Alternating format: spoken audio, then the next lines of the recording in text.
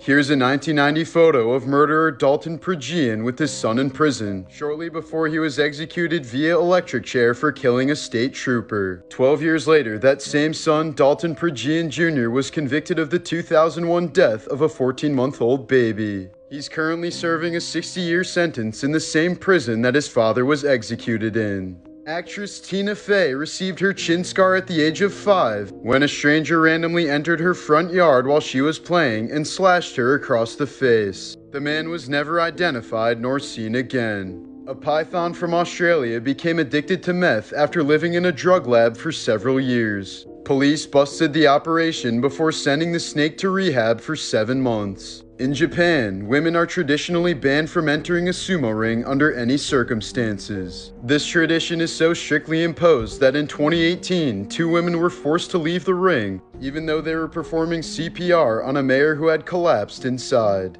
There's typically an IQ minimum of 80 points to serve in the US military. But to meet the manpower requirements of the Vietnam War, the U.S. Army loosened up on this policy and began recruiting soldiers with mental disabilities. These men were known as McNamara's morons and died at 5 times the rate of other Americans in the war. This is also what the character Forrest Gump was based on. A suicide bomber in Afghanistan was thwarted by a stray dog which barked and snarled at the man, causing him to prematurely detonate at the entrance. The dog was then flown to the United States and appeared on Oprah before being adopted. But tragically, she ran away from home and was captured by an animal shelter which ended up euthanizing her by mistake. In 1943, Polish ballerina Francesca Mann arrived at Auschwitz. When ordered to take off her clothes, she did so provocatively to divert the attention of the guards. While the roll call officer was distracted, she grabbed his gun and shot the man in the head. She then managed to wound another guard before other prisoners joined her rebellion until they were all shot dead.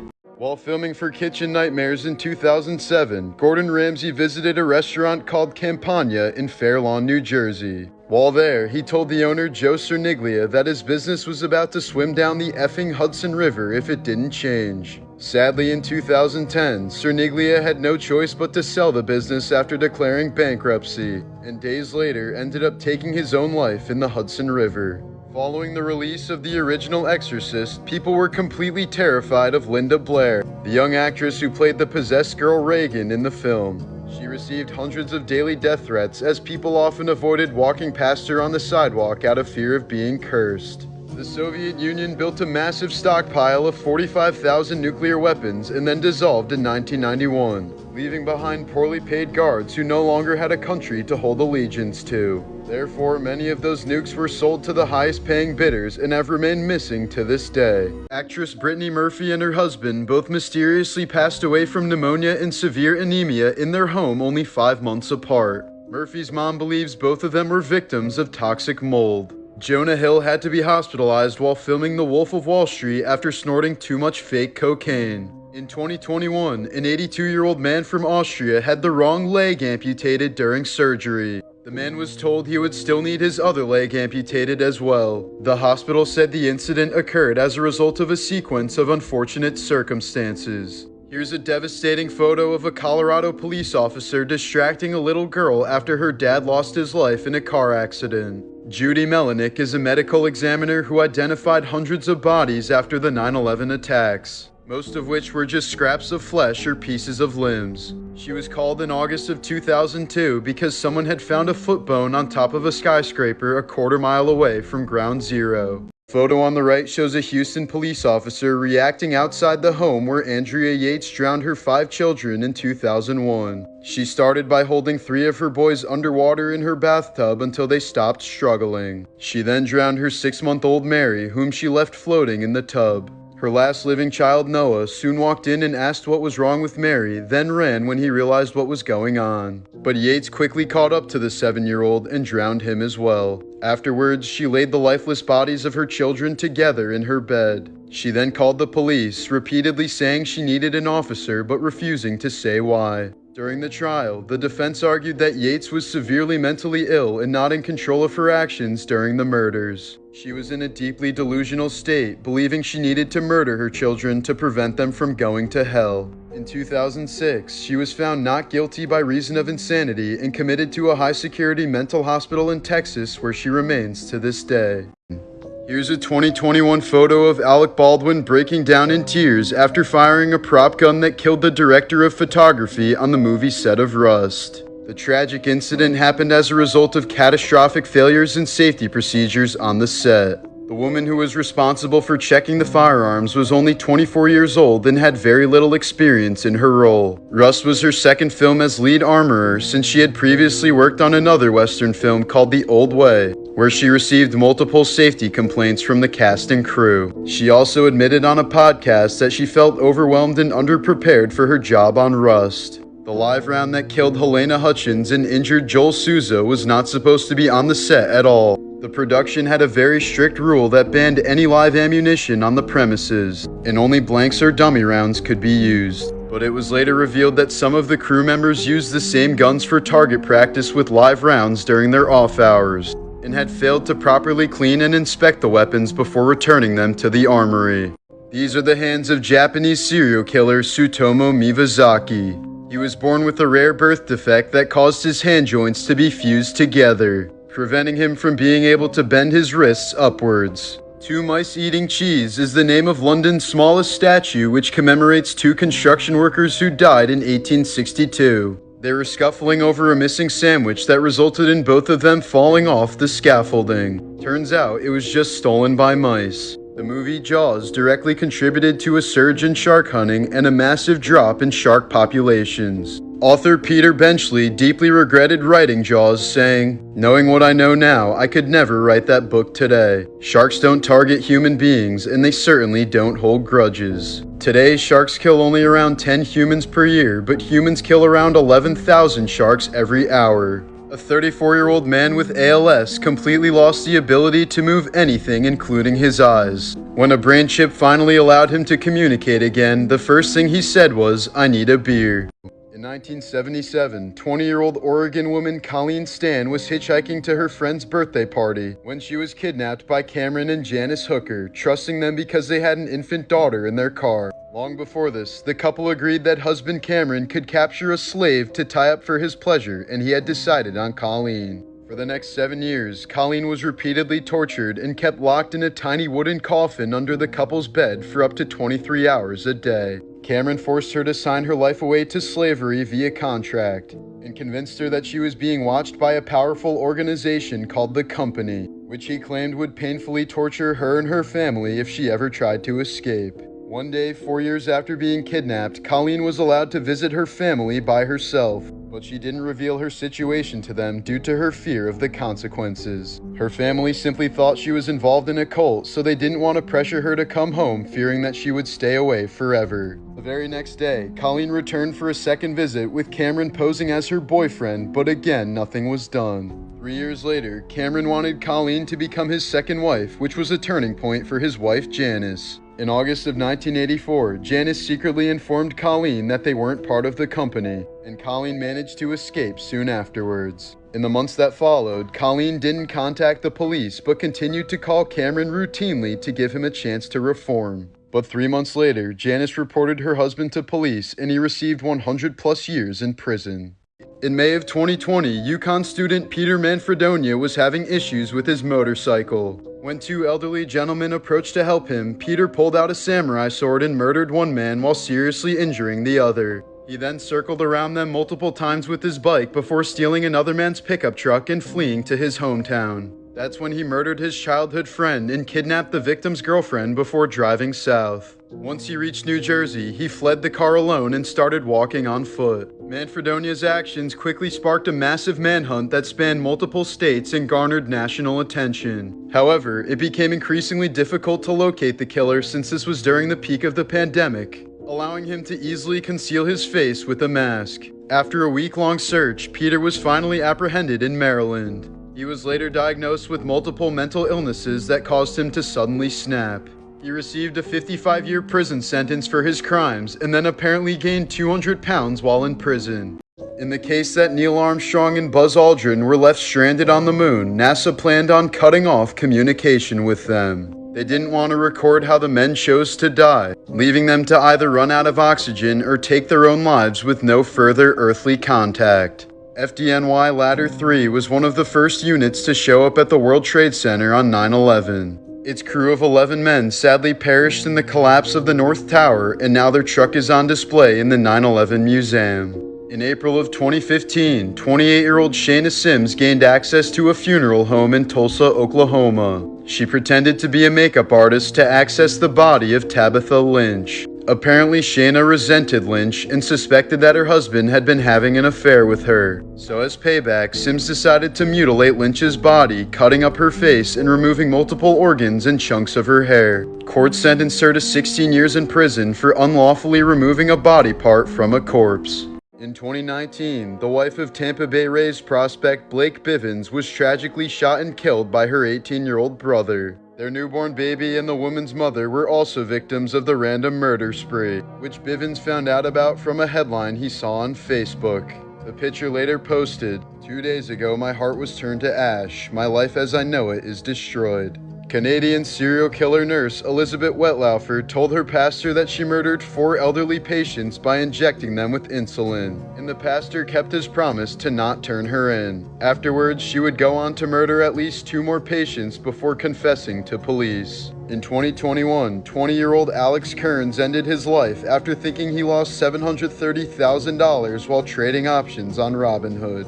He apparently saw the negative balance in his account and didn't know where to turn. The day after his tragic death, Robinhood sent Alex an email stating that the trade had been resolved and he didn't actually owe any money.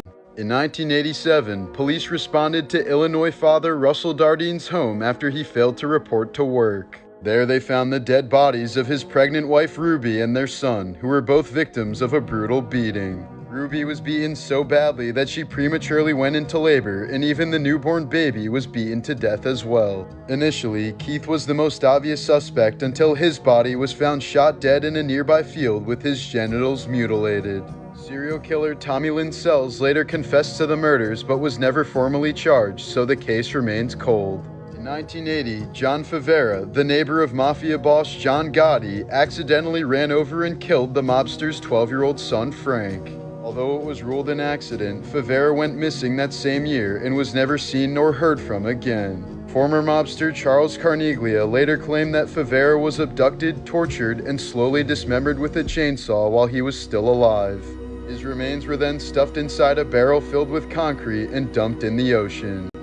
In 2010, the teenage daughter of Michelle Kalina came across something horrifying in her mother's closet: the decomposed remains of 5 babies. Over the course of 14 years, Michelle gave birth to at least 5 children, ending their lives immediately after they were born. She was sentenced to between 20 and 40 years in prison. When Frank Zappa was a child, he always played with the mercury that his chemist father brought home from work, often covering his entire bedroom floor with the element. But childhood exposure to mercury is now known to cause prostate cancer as an adult, which Zappa would end up dying from at the age of 52. In 1978, over 2,000 students from Pennsylvania tried to set the world record for the largest game of tug-of-war. But instead, the 2,000-foot rope snapped, releasing several thousand pounds of stored energy. Nearly 200 students were wounded, 5 had their fingertips severed, and hundreds more received second-degree burns.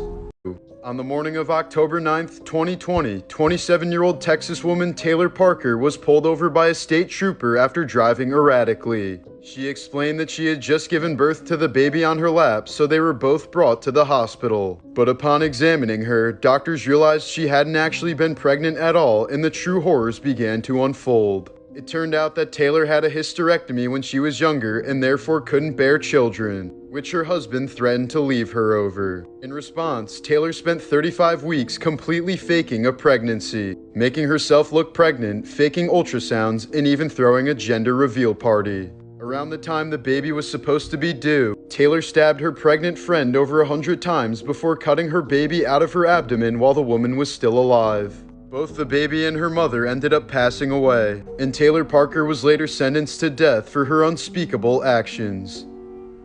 In 2004, 11-year-old Japanese schoolgirl Natsumi Tsuji led her best friend into an empty classroom where she promised to show her a new game. That's when Natsumi blindfolded the girl and ruthlessly slit her throat with a box cutter until she bled to death. Natsumi then returned to her classroom covered in blood while still holding the murder weapon. Spanish woman Aurora Rodriguez conceived her daughter as an experiment to try and create the perfect human. Her daughter Hildegard was able to read at age 2, spoke 4 languages by age 8, joined law school at 13, and became a professor there when she turned 18. But when Hildegard eventually tried to gain independence from her mother, Aurora concluded that the experiment was a failure and shot the girl dead while she was sleeping. Aurora was later infamously quoted saying, "The sculptor, after discovering the most minimal imperfection in his work, destroys it." She was sentenced to 26 years in prison, spending most of them at a mental asylum.